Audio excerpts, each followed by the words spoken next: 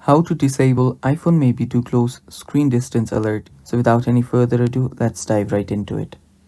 So this is a feature which enables people to protect their eyesight.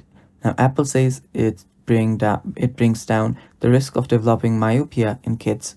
So if you just want to disable this feature, this is what you do.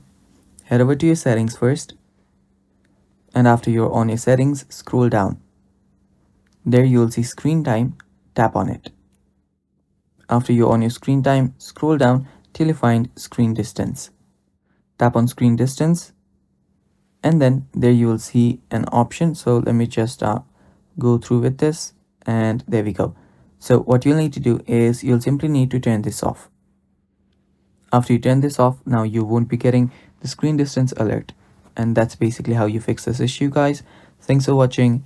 Stay tuned for more upcoming tutorial videos, and bye bye. Take care.